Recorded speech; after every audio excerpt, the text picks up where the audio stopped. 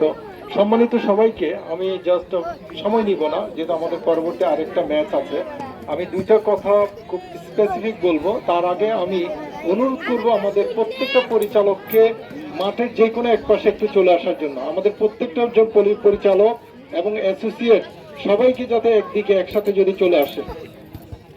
আমাদের একটা একাডেমি জন্মের পর থেকে, যখন প্রথম বছরটা কোভিড ছিল, মানে তখন নর্মাল লাইফ ছিল না, সেই সময় থেকে আজকে 5 বছর সময়ের মধ্যে কিন্তু আমরা একটা একাডেমি কিভাবে আমরা স্টার একাডেমি পেয়ে গেলাম। যখন আমরা একটা স্টার একাডেমি পাই, তখন দেশে 126টা একাডেমি অলরেডি বাফুফে রেজিস্টার হয়ে গেছে।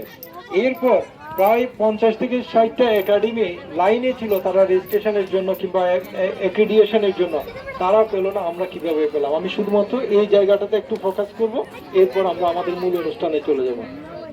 বেসিক্যালি আমরা যখন 2020-এ অলরেডি সবাই বলেছে এবং সবাই জানে যে আমরা প্রভাতী একাদশ নাম দিয়ে আমরা একটা টুর্নামেন্টে খেলি চট্টগ্রাম ক্লাবে। সেখান থেকে আমরা উদ্ভূত হই, কিন্তু উদ্ভূত হওয়ার আরেকটা কারণ ছিল, সেটা ছিল সেই সময়কার আমাদের যে লাইফে একটা দুর্যোগ আসছিল করোনা নামে। সেই করোনা পিরিয়ডটাতে আমরা কিন্তু স্পেশালি মানে আমাদের যে ইয়াং সমাজটা আছে তাদেরকে ফোকাস করে, তাদের অনেকেই ডিরেল হয়ে যাচ্ছিল, তারা অনেকেই মাদকের দিকে যাচ্ছিল, এবং সেইখান থেকে ফিরে আনার জন্য আমাদের খুব সুন্দর একটা স্লোগান, আমাদের সেই সময় যে জেনারেল সেক্রেটারি, স্লোগানটা ওনারই দেওয়া, মাদক ছেড়ে মাঠে আসি খেলার মাঝে জীবন গড়ি। এই একটা স্লোগান দিয়ে কিন্তু আমরা মানে মাদক যারা ওখানে মানে বিক্রি করতো কিংবা ওদের বিরুদ্ধে যুদ্ধ না করে, আমরা যারা মাদক বা মাদকের দিকে ঝোঁকার একটা সম্ভাবনা ছিল তাদেরকে আমরা বের করে নিয়ে আসি। বের করে আনার পর আমরা আমাদের নিজেদের পয়সার পকেট থেকে, আমরা আপনারা অনেকেই জানেন আমাদের অ্যাসোসিয়েট ডাইরেক্টর থেকে ডাইরেক্টর লেভেলে অনেকে কিন্তু এখনো বেকার, এবং অনেকে আমরা চাকরি করি, কিন্তু প্রত্যেকে কেউ কার্পণ্য করেন এই একাডেমির জন্য সময় দিতে, টাকা দিতে। কেন? যাতে আমাদের ছোট ভাইয়েরা কিংবা আমাদের সন্তানেরা কিন্তু আমাদের ভাই ছেলেরা এরা যাতে ডিরেল না হয়ে যায়। সেই জন্য আমরা আমাদের পকেট থেকে ফান্ড দিয়ে আমরা তাদেরকে এভাবে প্যাট্রোনাইজ করি। তো সবচেয়ে বড় যে ভূমিকাটা রেখেছে স্পেশালি মাঠটাকে প্রিপারেশন করা এবং স্টুডেন্টদেরকে অর্গানাইজ করার জন্য আমাদের ফজলুল করিম আরমান এবং আমাদের নুরুল করিম, এই দুজনকে একটু সামনে আসার জন্য আমি অনুরোধ করছি। আমি সবাইকে অনুরোধ করবো এই দুজনকে একটু জোরে তালি দিয়ে একটু উৎসাহ দেওয়ার জন্য। এই দুজন যদি না থাকতো, বেসিক্যালি আমরা এই দুজন ছাড়া বাকি সবাই কিন্তু আমরা গ্রামের বাইরে থাকি।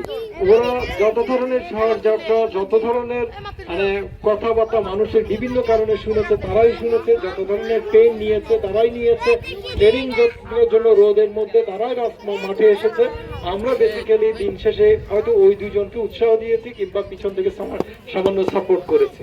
তো ওনারা এইখানে যদি আমরা বলি আজকে কৃতিত্ব হচ্ছে প্রথম 50% কৃতিত্ব হচ্ছে এই দুইজনের। আবার একটু ওনাদের জন্য আমরা তালি দিই আরমান আরিয়া। পরবর্তীতে আজকের এই স্টেজে আমরা যেটাকে সেলিব্রেট করছি আমাদের 1 স্টার একাডেমি।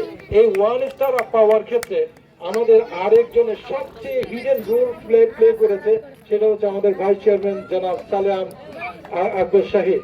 একটু প্লিজ চেহারাটা দেখাই কিভাবে সালেহ আকবর শাহিদ মানে রোল প্লে করেছে। আমাদের একজন বন্ধু আছে, যেটা বেসিক্যালি সালেহ আকবরের বন্ধু হিসেবে কিন্তু আমাদের বন্ধু। পরবর্তীতে আমরা সবাই একত্রিত হয়েছে এবং বাফুফেতে সালেহ আকবরের খুব স্ট্রং একটা হোল্ড আছে, এবং ঢাকাতে ক্রীড়া জগতে যত স্টার আছে স্টারদের সাথে সালেহ আকবরের একটা ভালো কমিউনিকেশন আছে, যেই কারণে আমরা এখান থেকে প্লেয়ারদেরকে বিভিন্ন সময় ঢাকায় নিয়ে প্র্যাকটিস করিয়েছি, বিভিন্ন জায়গায় আমরা প্লেস করেছি। এবং সালেহ আকবরের যে রোলটা, এটা আসলে অসাধারণ, অসাধারণ। ওই কারণে মানে আমরা কিন্তু খুব 5 বছর সময়ে শুধুমাত্র ভালো খেললে হয় না, শুধুমাত্র ভালো প্রেজেন্টেশন দিলে হয় না, অনেক সময় ভালো কি অবস্থানও লাগে। সেই অবস্থানটুকু তৈরি করেছে আমাদের বন্ধু এবং আমাদের ডাইরেক্টর মানে ভাইস চেয়ারম্যান জনাব সালেহ আকবর। ওনার জন্য একটু জোরে তালি হোক, খুব জোরে।